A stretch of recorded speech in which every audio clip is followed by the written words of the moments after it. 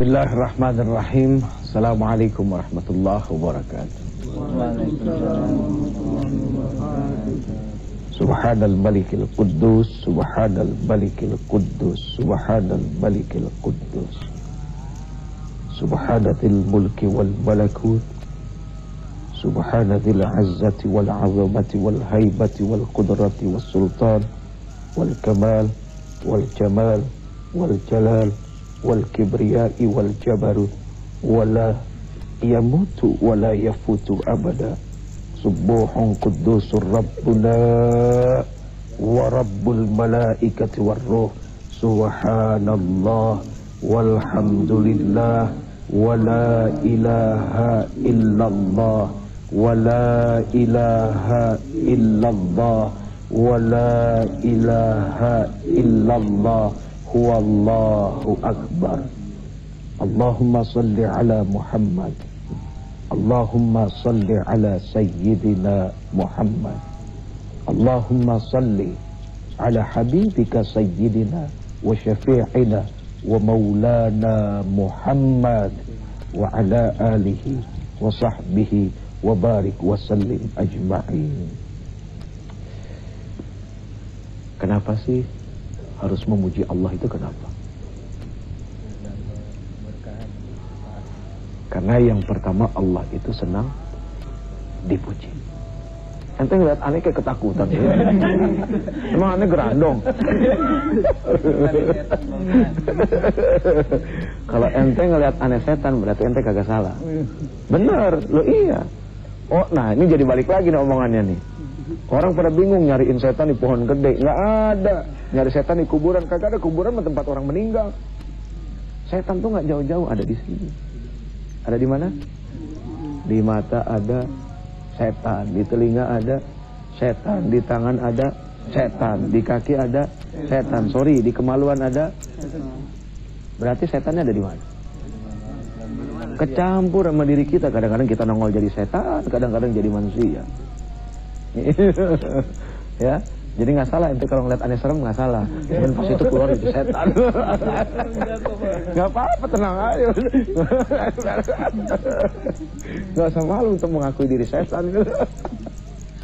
Baik pemirsa yang dimuliakan Allah Subhanahu Wa Taala, alhamdulillah nggak kerasa kita ketemu lagi. Ya Allah, kita dikasih panjang umur oleh Allah, dikasih kesempatan untuk bisa terus memperbaiki diri, merubah diri, melihat kekurangan-kekurangan diri. Itu yang paling penting ya, melihat kekurangan diri. Karena setiap kita bercermin selalu yang dilihat apanya? Kelebihan apa kekurangan? Ada yang selalu melihat kelebihan, muji diri sendiri. Jadi sambil nyermin itu sambil muji. Gue cakep ya. Yang ngomong dia tuh, oh ganteng ya, alis gue tebel ya. Ya gitu kan. Gigi gue kagak jelas ya. Itu manusia tuh. Nggak jauh-jauh deh ketika kita difoto bareng-bareng rame-rame, terus begitu jadi muka siapa dulu yang dilihat? Muka kita sendiri yang dilihat, orang lain nggak dilihat. Begitu jadi foto dilihat muka diri sendiri baru orang lain, terus akhirnya suka ngebanding-bandingin sama orang lain. Manusia narsis, kadang-kadang lebay. Sama sotoy, sotoy ayam honger belum makan. Aduh ya Allah. Baik pemirsa yang dimuliakan Allah Subhanahu Wa Taala. Ini ngomong-ngomong kemarin pada nyoblos kan nih? Nyontreng apa nyoblos? Ya kalau gue mah jujurnya demenan nyoblos. Nyoblos mah lebih berasa tau lu. Nyontreng mah basa-basi doang gitu. Mana enak ya nggak bang? Bener kan nih enak? 5 tahun kemarin kan nyoblos ya? Pakai paku tuh. Sadis banget. Ini ngomong-ngomong kemarin. Yang pertama Uje salut sama mereka yang wajahnya terpampang di mana-mana. Pohon pada banyak penghuninya. Iya kan kemarin-kemarin kan pohon banyak penghuninya. Ada yang udah 3 bulan begini. 3 bulan begini tuh. Kagak capek-capek. Tengah malam istirahat tuh. Yang pertama salut. Kenapa? Ada gitu orang di zaman sekarang siap bakal mau dicaci maki. Siap bakal difitnah. Siap bakal nggak pernah yang bagus-bagus. Makanya salut. Di zaman seperti ini ada orang yang berani mempersiapkan diri untuk dicaci maki, hidup susah, mikirin orang lain, keluarga ditinggal. Oh. Berarti kita mesti salut. Dan salut yang kedua adalah mereka pasti orang pintar. Gak mungkin kalau gak pintar berani maju. Pasti punya ilmu. Iya gak? Nah itu, pasti punya ilmu. Jadi kita harus salut. Nah saking sayangnya kita, cintanya kita mesti ngomong sesuatu yang jujur sama mereka.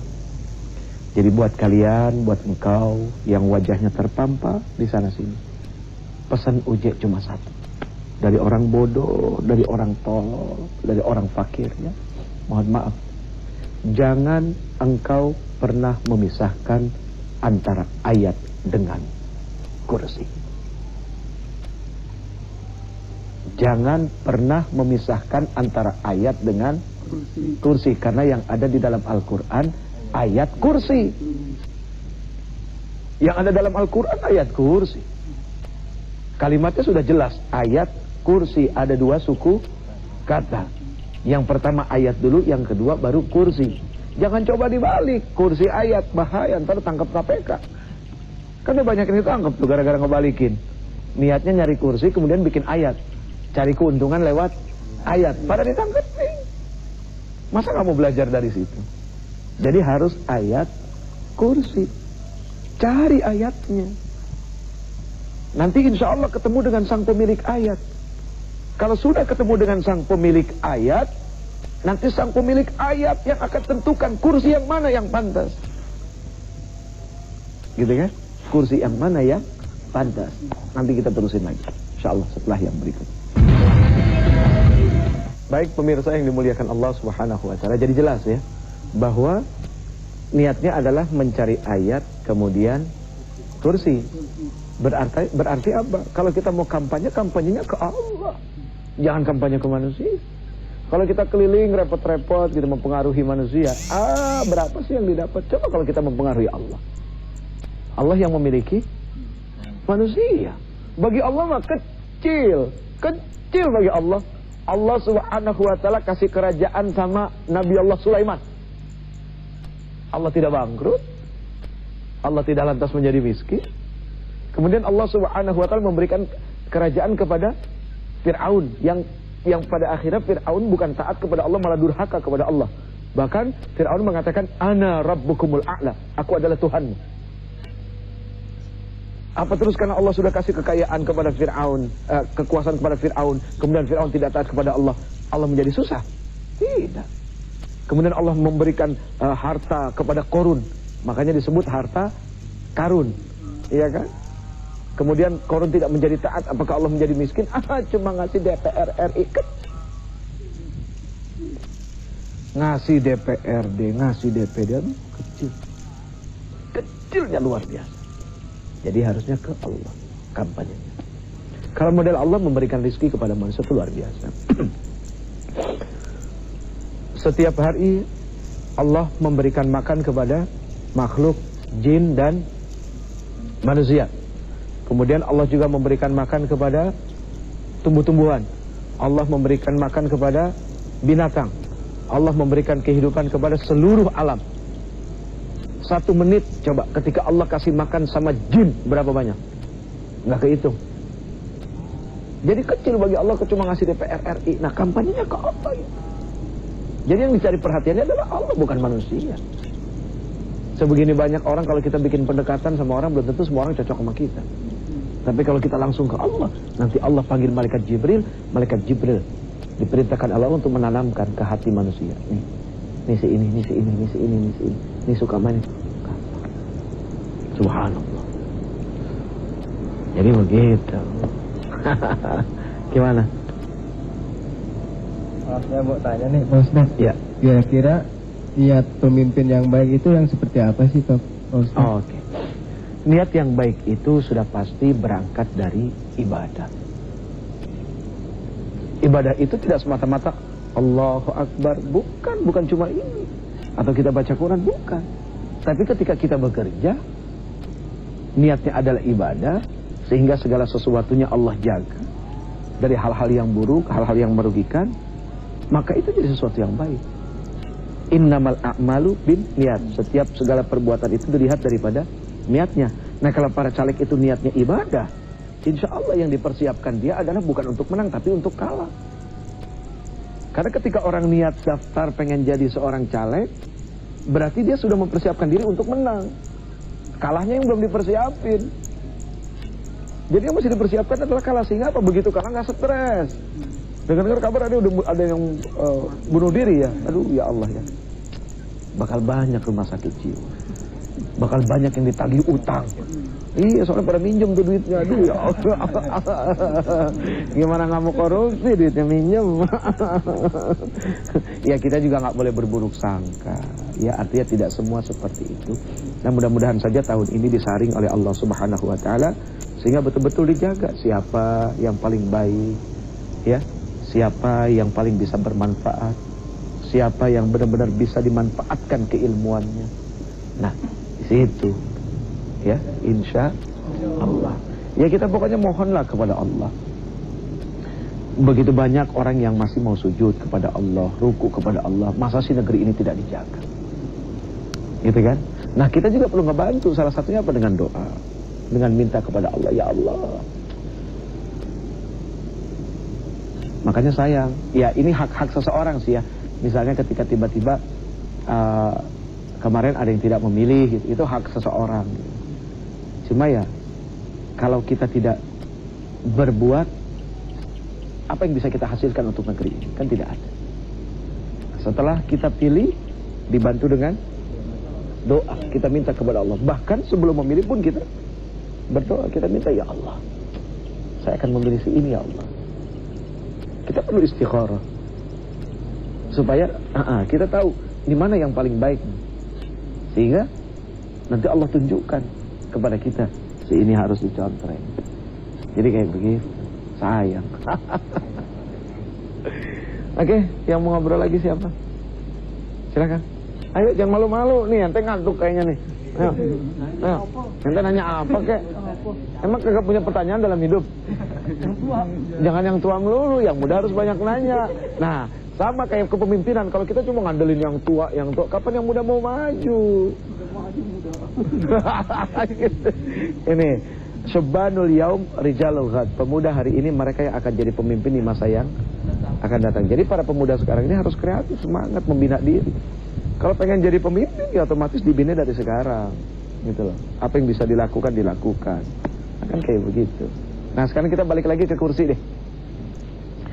Masih ingat nggak perilaku orang yang mau duduk di kursi? Apa? Gimana? Coba. Masih ingat nggak perilaku orang yang mau duduk di kursi? Ya sebelum kita duduk di kursi itu, kita melihat kursinya dulu bersih apa kotor. Wah, ente dengar dari mana tuh? Sering mendengar Ustadz bicara. Ustadz yang mana? Ya memang begini. Ketika kita pengen duduk di kursi, yang pertama ada ditambahin, lihat dulu kursinya ada apa enggak. Jangan kagak ada kursinya pengen duduk. Kursi cuma sedikit yang ngerebutin banyak. Akhirnya banyak yang stres gitu kan, banyak yang gantung diri, banyak yang bunuh diri. Jadi pertama dilihat dulu kursinya apa ada enggak. Kalau enggak ada ya jangan duduk. Tapi kalau ada dilihat dulu sebelum duduk, bersih apa kotor. Jangan kursi kotor diduduki. Mungkin di depan kita nggak jadi omongan, tapi begitu kita bangun diomongin orang dari belakang. Kan banyak yang seperti itu, gitu kan? Karena ada budaya bangsa nggak mau berterus terang, tapi begitu di belakang baru ngomong terus terang. Nah jadi yang paling baik adalah dibersihin dulu tuh kursinya. Tapi begitu dibersihin ternyata debu di kursi itu masih jauh lebih bersih daripada pantat orang yang mau duduk. Isi pantat apa? Kotoran. Tapi selama kotoran itu ada pada tempatnya, berarti masih ada pada fitrahnya. Bagus dong, asal jangan naik ke hati dan naik ke pikiran. Karena tidak ada dalam sejarah dunia satu negara hancur luluh lantak karena kotoran manusia. Hancur karena manusianya berhati kotor dan berpikiran kotor. Baik pemirsa yang dimuliakan Allah Subhanahu wa taala. Jadi jelas tadi teman-teman kita ngobrol bahwa sebelum duduk di kursi lihat dulu kursinya ada apa? Enggak, dengan kursinya enggak ada direbutin, atau jumlah kursinya sedikit tapi yang ngerebutin banyak. Akhirnya ujungnya dampaknya pada stres. Kalau udah stres berbahaya gitu kan. Artinya kalah aja stres berarti menang juga bakal tidak baik. Jadi kalau ada orang kalah tidak berbesar hati, berarti kalau menang juga tidak akan berbesar hati, bisa berlaku curang. Kalau kita temukan ada orang kalah dia bisa berbesar hati, berarti kalau dia menang bagus, karena dia mampu berbesar hati gitu. Nah terus begitu mau duduk dilihat dulu kursinya bersih apa kotor. Kalau kotor jangan main duduk aja, nanti begitu bangun diomongin orang karena kotor. Jadi bersihin dulu. Tapi begitu dibersihin, debunya masih lebih bersih daripada orang yang mau duduk, karena pantatnya isinya kotoran. Tapi selama pantatnya berisi dengan kotoran dan kotorannya nggak kemana-mana, berarti ada pada fitrahnya, tidak apa-apa. Asal jangan kotoran itu naik ke hati kemudian datang ke pikiran. Betapa banyak negara hancur, perusahaan hancur gara-gara orang yang berhati kotor dan berpikiran kotor. Karena tidak ada dalam sejarah keduniaan runtuhnya satu negara gara-gara kotoran manusia. Jadi artinya kotoran itu masih jauh lebih baik daripada hati yang kotor dan pikiran yang kotor. Baik, pesan dari orang bodoh, dari orang jahil, buat engkau yang ternyata tidak mendapatkan kesempatan, yakinlah bahwa itu yang terbaik yang Allah Subhanahu wa Ta'ala berikan. Kenapa begitu? Belajar dari Al-Quran. Sesuatu yang baik menurut kita belum tentu baik menurut Allah, dan sesuatu yang tidak baik menurut kita juga belum tentu tidak baik menurut Allah. Inilah yang harus dicari oleh manusia. Al-Fatihah. A'udzubillahi minasyaitonir rajim. Bismillahirrahmanirrahim. Alhamdulillahi rabbil alamin. Ar-Rahmanir Rahim. Maliki yaumiddin. Iyyaka na'budu wa iyyaka nasta'in. Ihdinas siratal mustaqim. صراط الذين أنعمت عليهم غير المغضوب عليهم ولا الضالين آمين. أستغفر الله رب البرايا أستغفر الله من الخطايا أستغفر الله رب البرايا أستغفر الله من الخطايا ربي زدني علما نافعا ووافقني عملا مقبولا